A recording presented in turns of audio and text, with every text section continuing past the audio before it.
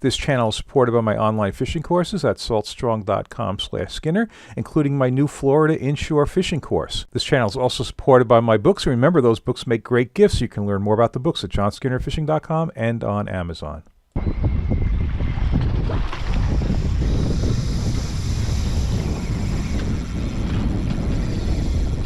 Well, that's about as good a hit as you're going to get. Yeah, good morning. Yeah, gonna trying to sound for a while. Mixed bag jigging.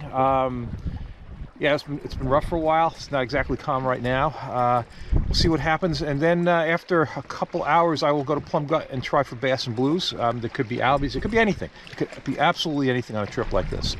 I wish it would calm down a little bit. It's not supposed to be rough today, but I'll deal with it. All right. All right, first drift. Boy, the wind is way off of what it's supposed to be. I mean, it's snotty out here.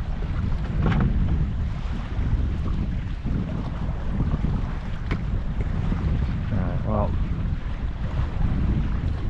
I'm going to be doing this for a while, and I go to Plum Gut. I've got like no drift here because I've got the wind offsetting the current.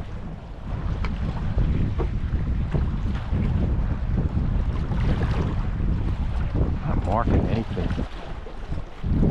Yeah, this first spot was a loser, and you know, as recently as 2 years ago, and going well back. I mean, this place at this time of year, jigging, just snap jigging a bucktail, had everything. It had sea bass, weakfish, bass, stripers, bluefish, everything, and it's been dead. The sea bass fishing, at least for me and others I've talked to, has been way off in the sound. And this is what I've been seeing for sea bass. Let me show you something from a different trip, a recent trip. Wow. Yeah, wow. Look at that fish finder, right-hand side of the screen. There's 30 feet of fish stacked up there, and they're all small sea bass. And I've seen this on multiple trips. One particular area, you won't. It's really hard to pull any keepers at all, even close.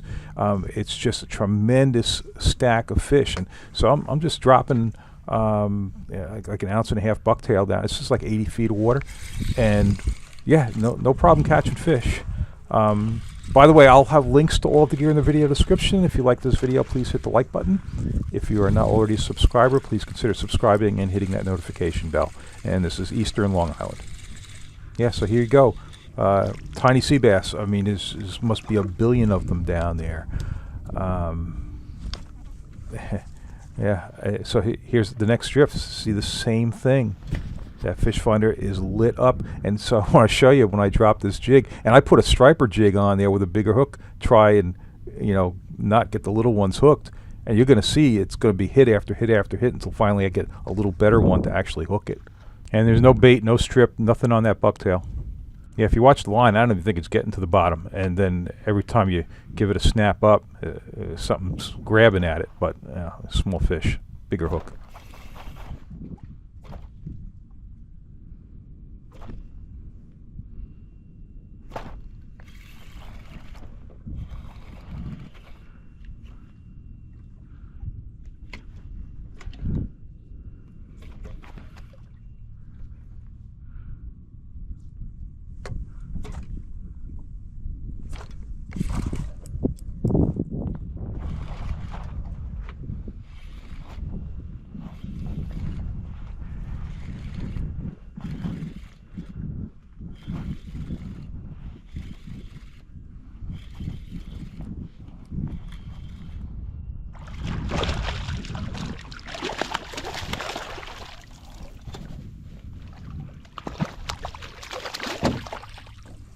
Our limit in New York is 16.5 inches. That's probably not even 15. All right, so didn't do that fishing. And again, those last two segments there, it's from a previous trip. All right, Plum Gut. Check out the fish on top.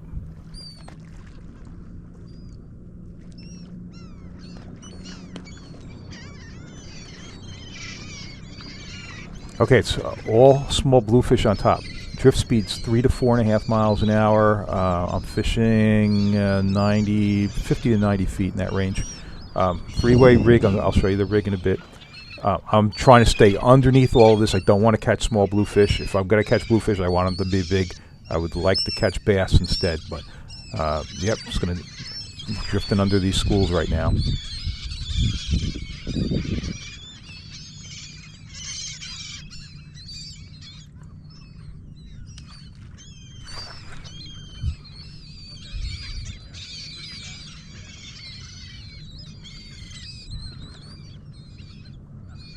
So amazingly, those surface small blues must not stretch to the bottom because they're not bothering me down there. So that's good. I actually drifted all the way back through this and didn't even get a hit.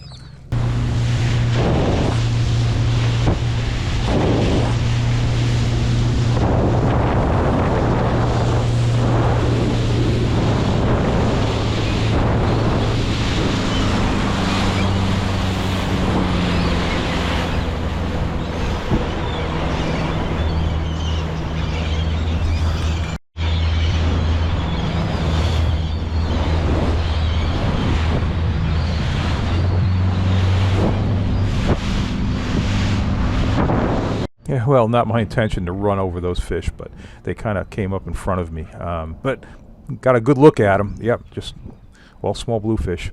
So guys who are casting spinning gear and small lures into them are catching those. If that's something you wanted to do, they were definitely willing to hit those lures. All right, just drop the rig to the bottom. 3-way swivel. 1 foot below that is an 8-ounce cannonball sinker, and then on a 6-foot leader of 80-pound test. Could be mono or fluoro, whatever you want.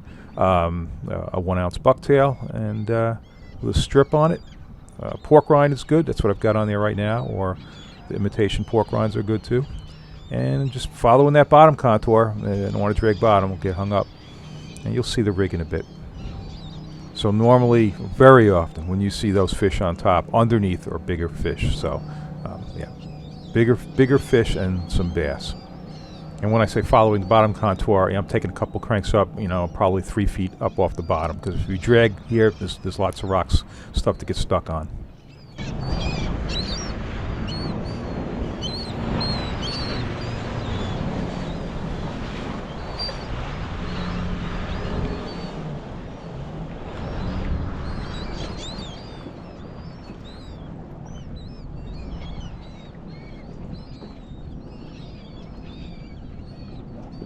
Oh, come on.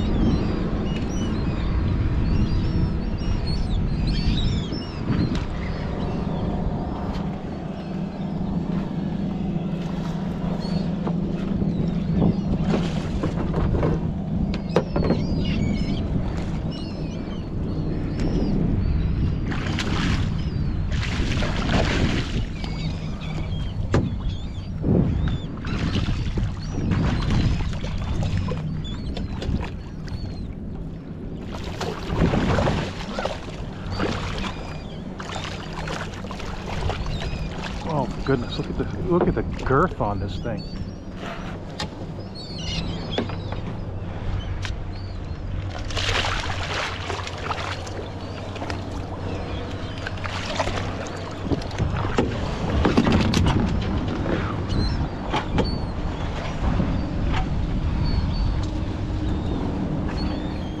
I mean,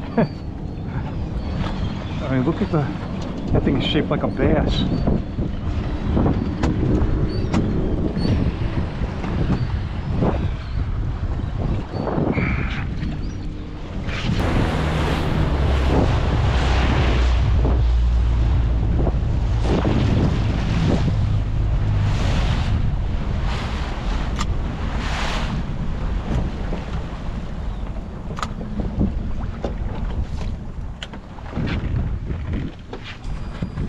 All right, and there's a look at the rig. You can see the whole thing there. Yeah, be careful when you put it in the water and make sure nothing's tangled. It's all standing out, and then, yeah, I mean, like I said, the drift here today is 3 to like 4.5 miles an hour. So, you know, when you drop it down, take a couple cranks, it's getting dragged through the water. It's looking good.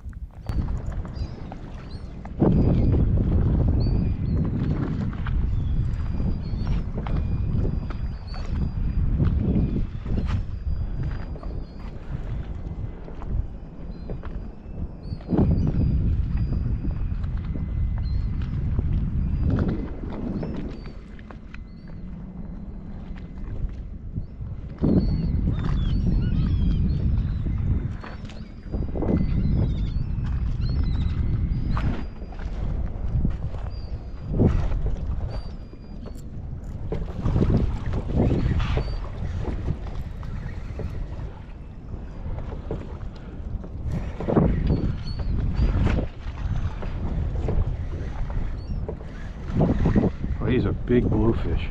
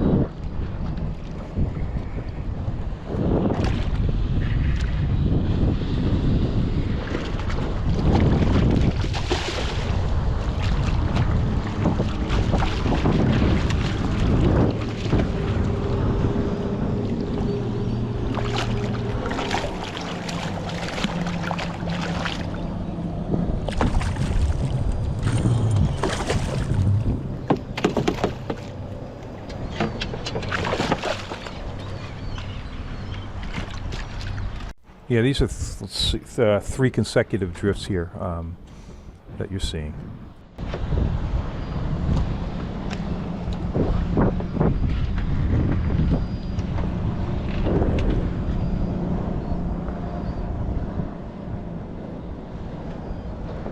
Okay, so something I do every single time when I drop these 3-way rigs down. I hit bottom, I take a couple cranks, and then I drop it again and take a couple of cranks. And the reason I touch twice is because when you're dropping, the current can kind of run the line out a little bit.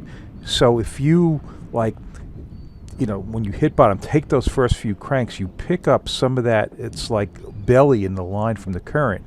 And then when you drop down the second time, you know, we're talking about a matter of seconds. So you drop, you hit bottom, you crank, you drop again, hit bottom, crank again. You pick up that belly in the line that the current caused, and you end up with a little less scope that way.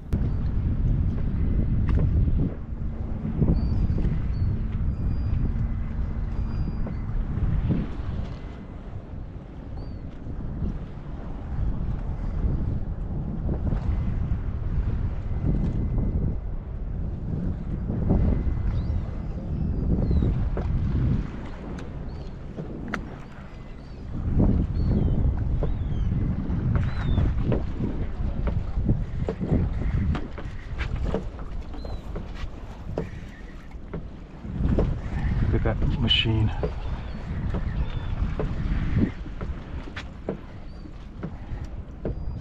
It's small blues on top, but ahead of that, deeper down, big blues. I'm not finding any bass.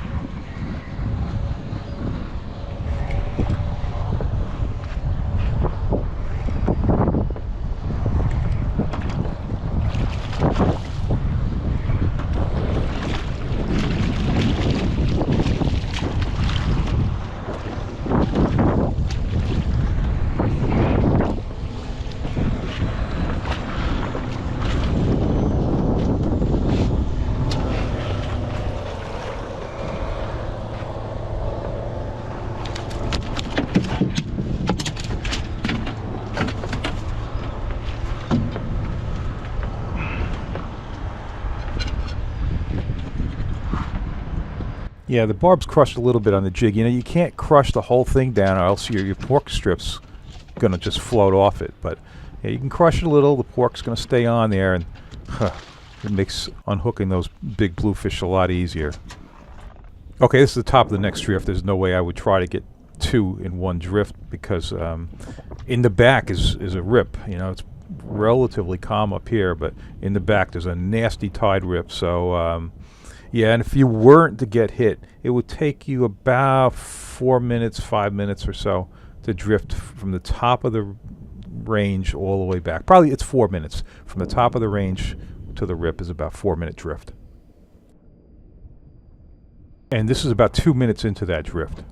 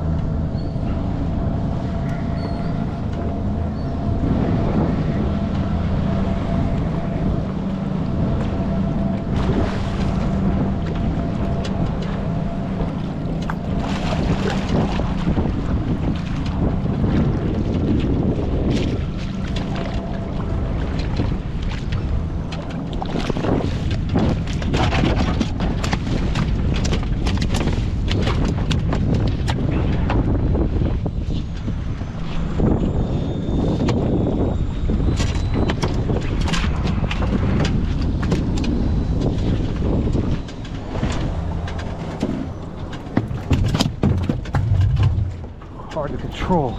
I mean, look at the freaking size of these things. I'm out of here. That's it. All right, satisfied my curiosity. Didn't see any bass. Didn't catch any bass. Yep, gonna go on, catch some other fish. Got to get out of this rip first. But all right. Hey, boy, those are big bluefish, though. They definitely are fun to catch a few of them. Okay, I'm in the sound now. I've found some scattered albies. You know, they come up, they go down. There's not like thick schools, but there looks like enough that, you know, maybe I can catch. So I've got an issue here. It's not calm. I launched from the beach this day. There's no way under these conditions of getting the boat out of the water on the trailer, especially by myself, with the waves coming in. This is the risk of launching from the beach. So, thank you, Noah. It was supposed to be southwest 5 to 10. It is clearly not 5 to 10, and it's not southwest. So, the direction was off on the forecast. The intensity was off on the forecast. I probably could have handled one or the other, not both. So right now, the way it looks, there's no way. So I'm going to do this. I'm going to hope it's going to calm down. But yeah, not good. Okay, number one, Deadly Dick. Just burning it top speed, skipping it across the top of the water. That's what works great for me. And the reel is a Tsunami Shield 2 3000, so it's 6.2 to 1 gear ratio. So if you crank fast, yep, it's going to skip across the surface of the water. And yep, just got to get in the right school with enough fish that one of them's going to make a mistake. And as anyone who has fished for false albacore knows, getting one to make a mistake is a lot easier said than done. They're on tiny bait, and they're very, very picky. But it looks like there's enough around.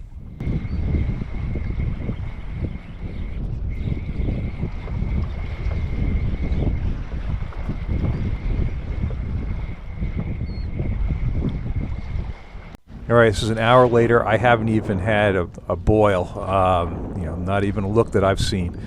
And it's not getting any calmer.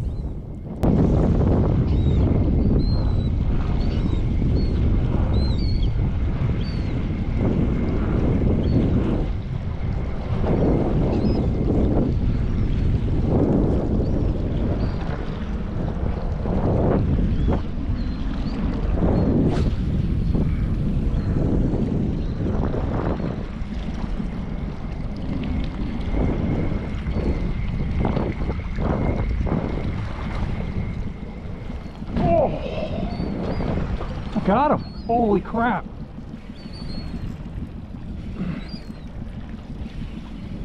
I didn't think it was possible.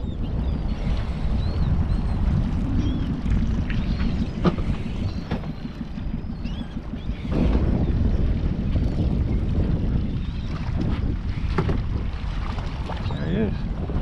Oh, he's gonna take off, isn't he?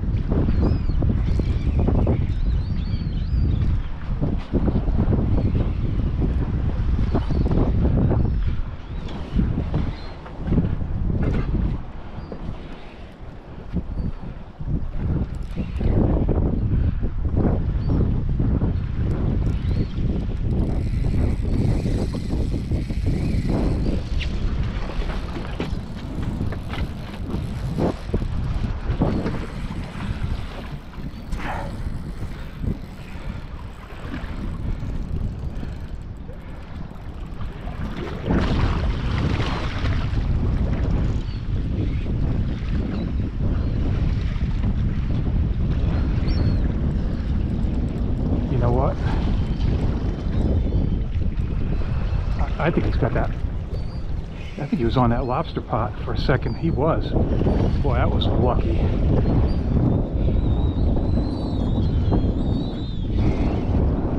they're not lobster pots, they're fish traps. They're all over.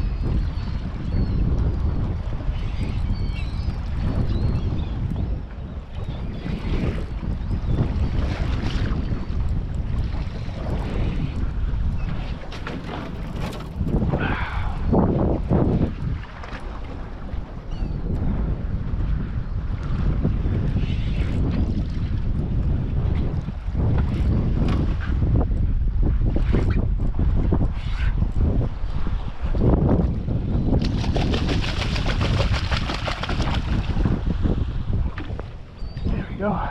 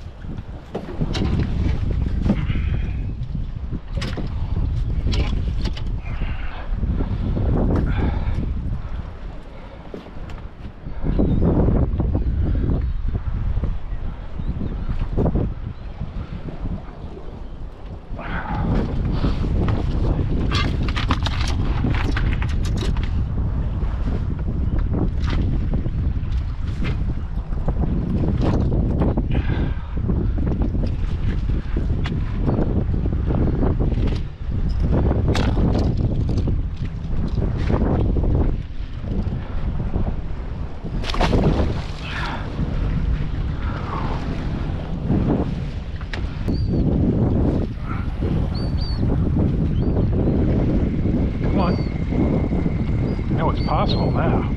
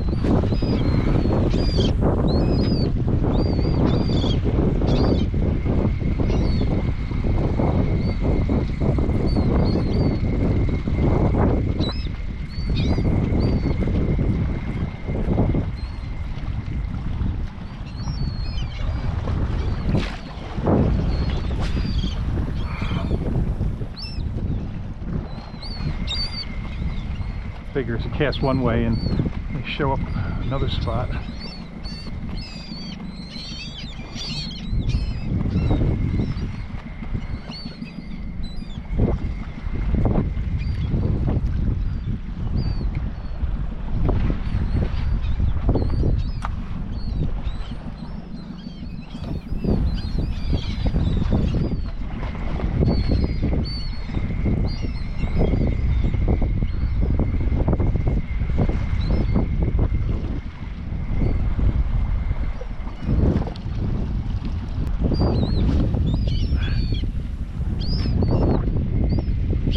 Come on, man. Right there, right there.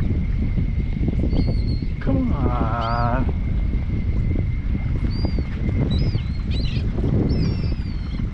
It's one of the better patches I've been in. And this is 45 minutes after that when I landed.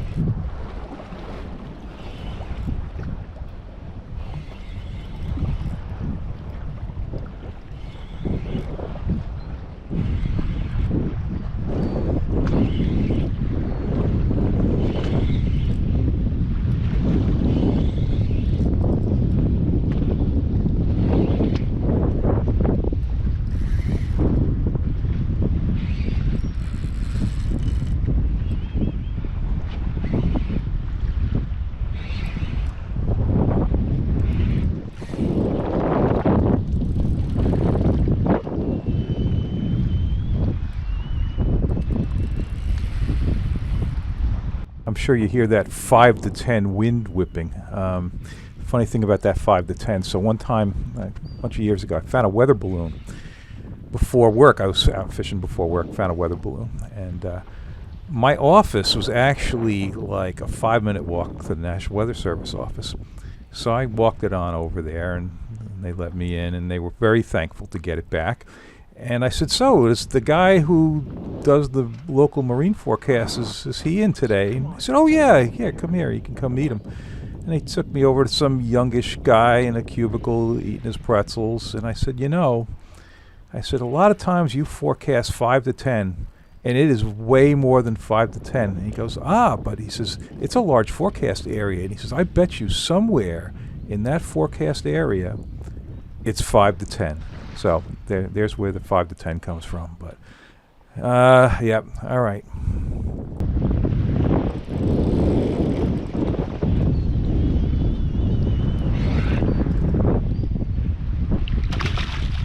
There you go.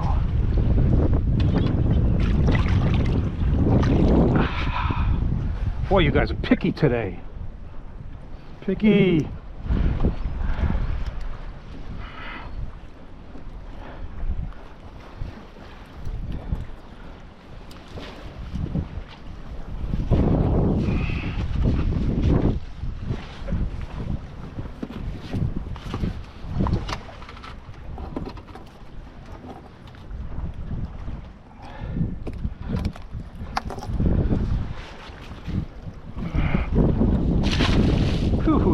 Wow. Okay, this is 30 minutes later. Still not calming down.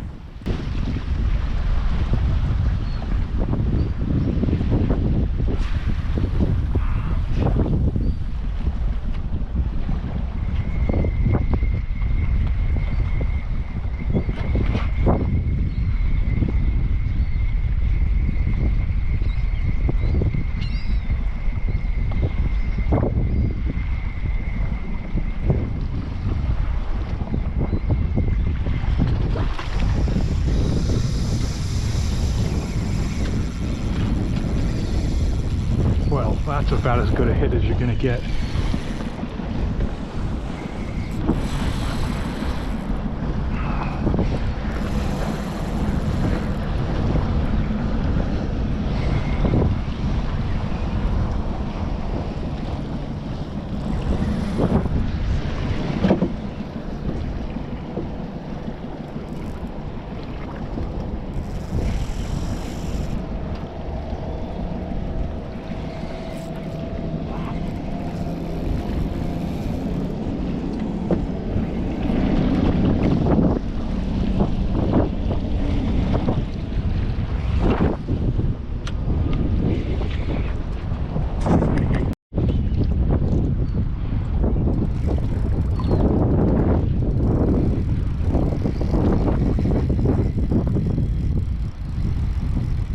All right, it's becoming clear I'm not going to be able to get my boat out of the water from where I launched it, which is only like a mile or so from where I am right now. So the nearest sheltered ramp is 14 miles. So that's what I'm going to have to do. I mean, this is I have this plan always set up with my wife that, hey, you're going to be home, right? Well, if something goes wrong and I have to, make the run and go to the other ramp, she's, got to meet me there, take me to the trailer and all of that. So that's the fallback plan if I can't get out of the water. If I have to call her, it's going to be like second time in 3 trips, because a couple trips ago I was out here and I realized I didn't have the cooler with my Plum Gut gear, and I wanted to fish the gut, so I had to call her. She met me at the beach with my Plum Gut gear, and yeah, all was well.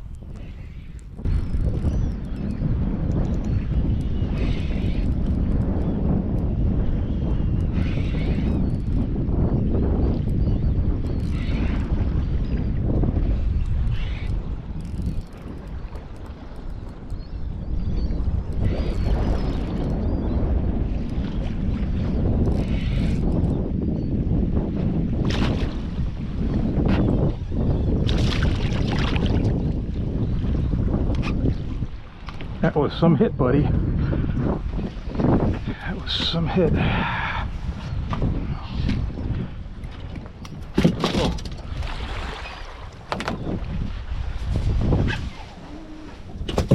Oh.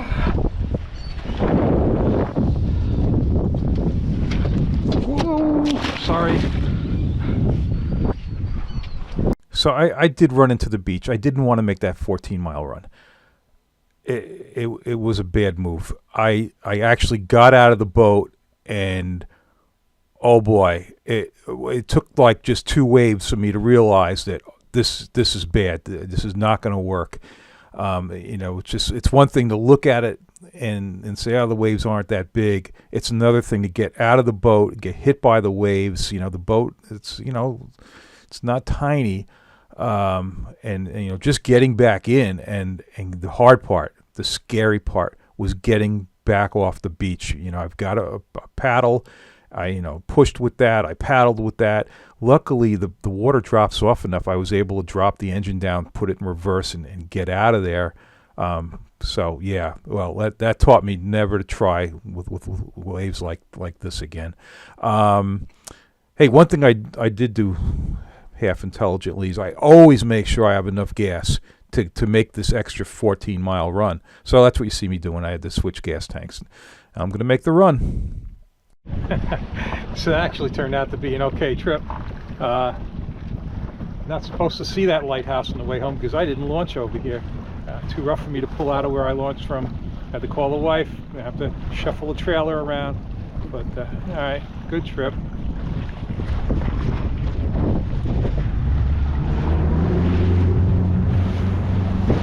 Okay, back in sheltered waters now, headed for a civilized launch ramp. All right, if you like this video, please hit the like button. If you're not already a subscriber, please subscribe and hit that notification bell. Check out my online courses at saltstrong.com/Skinner, including my new Florida course. And don't forget my books. Remember, those books make great gifts. You can learn more about the books at johnskinnerfishing.com and on Amazon.